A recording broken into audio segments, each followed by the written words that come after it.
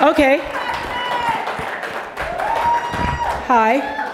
How does this work? Oh, you ask questions of me. Hi, Oprah. All right. Hello. Hi. Your speech tonight was so I'm right here. I know. Okay, there you are. Hi. Hi. Your speech tonight was so amazing and inspirational. I'd love to know what you feel is the greatest lesson you've learned throughout your life and career. The greatest lesson I've learned throughout my career came from Maya Angelou, actually, when I was, first meeting her. And after I'd known her for a while, she said, baby, you need to know that when people show you who they are, you believe them the first time. Oh, you know that lesson too now. Yes, I do. First time. And your problem is it takes you 29 times to see the same lesson coming in a different skirt or wearing a different pair of pants. So I think that has been one of my greatest wisdom teachings, is to assess from people's behavior, their actions, not just towards me, but towards other people, who they are and how they behave, because if people talk about other people, they'll talk about you. So I think in business and in personal relationships, that's also been my greatest lesson. Also staying grounded, has been really great for me. Yes, sir. Hi. In the back to your left, yes. Yeah, that's you. Hello, Oprah. Congratulations, Francisco Varela from Telemundo. Thank you. You are on top of the world. We love you. What humbles you right now? What humbles me? Yes. This humbled me. When I first when they first called me and said they wanted me to accept this, I said, I shouldn't be the person to get the Cecil B. Demille Award. You know why? I was working with Reese Witherspoon this past spring and winter, and I happened to just say in the makeup room one morning, I said, so how many movies have you done? She goes, oh, honey child, I don't know. It's been so many. And I then thought, I hope she doesn't ask me, because I think it's been 5.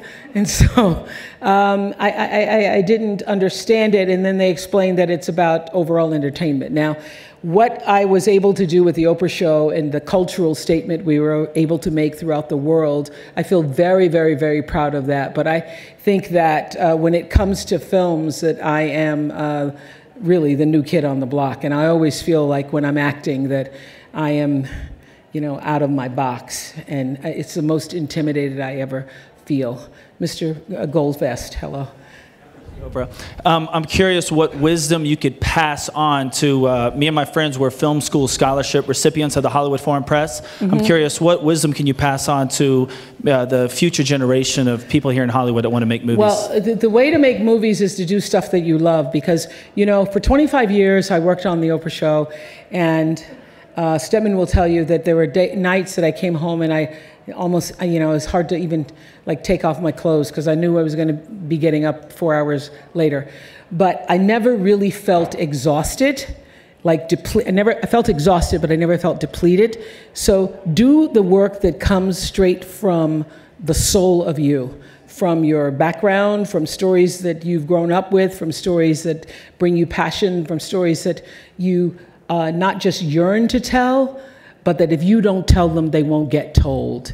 And when you are operating, the single greatest wisdom I think I've ever received, other than when people show you who they are, is that the key to fulfillment, success, happiness, contentment in life is when you align your personality with what your soul actually came to do. I believe everybody has a soul and has, their own personal spiritual energy.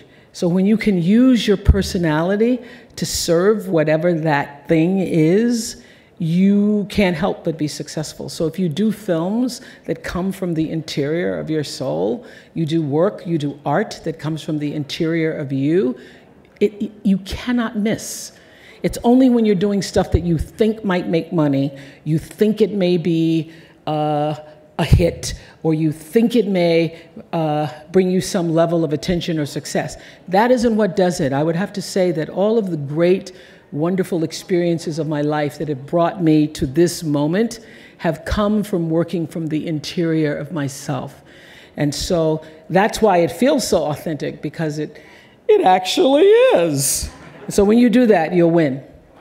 Okay? Hi, Oprah. Hi. I'm right back here. Yeah, there you are. You always give such sage advice to everyone else, and I'm just curious, as you look over your life, what advice would you give to 7-year-old Oprah or 13-year-old Oprah about surviving as a woman in this world? 7, I was so sad.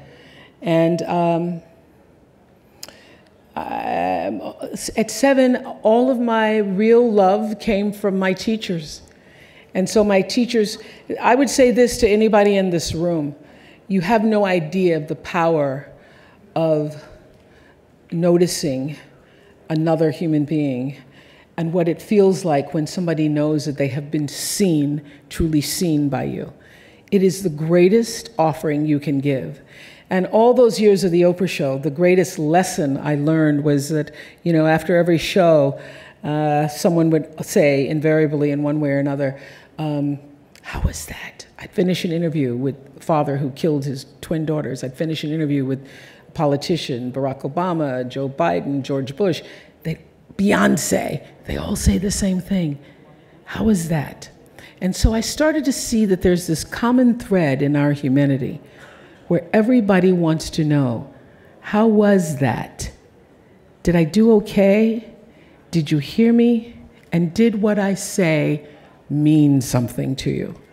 So I would have to say that recognizing that in other people has helped me to become, you know, a person of compassion, a person of understanding, a person who can interview anybody about anything, because I know that the core of you is the same as the core of me. You just want to be heard. So anyway, yes. Oprah directly in front of you? Directly in front of you? Directly.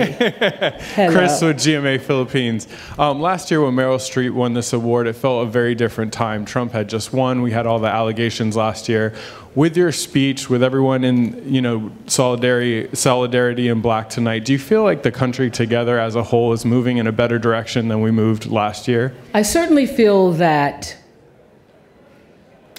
what happened, you know, I always think and know, having watched it over the years through thousands and thousands of interviews and watching people in their dysfunction, that when something really negative is brewing, that there is the direct opposite reaction that is also possible, because for every action there's an equal and opposite reaction.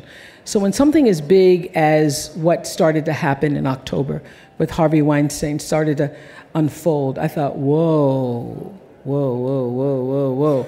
And with every day's revelation, I thought, here is an opportunity for something powerfully, a powerful growth. And how do we use this moment to elevate what is happening instead of continually victimize ourselves? And so I think that wearing black in solidarity is one step. I think that what Time's Up is doing with the Legal Defense Fund is a major step. It was very important to all of us involved with Time's Up that it not just be about the women of Hollywood, because we're already a privileged group, but to extend to the women of the world, because as I said tonight, there isn't a culture, a race, a religion, a politic, a workplace that hasn't been affected by it. And one of the reasons why I wanted to tell Reese Taylor's story is to let people know it's been happening for a very long time when people didn't feel that they could speak up. And so there are so many women who've endured so much and remained silent and kept going because there was no other recourse. And now that we've all joined as one voice, I think that feels like empowerment to those women who never had it.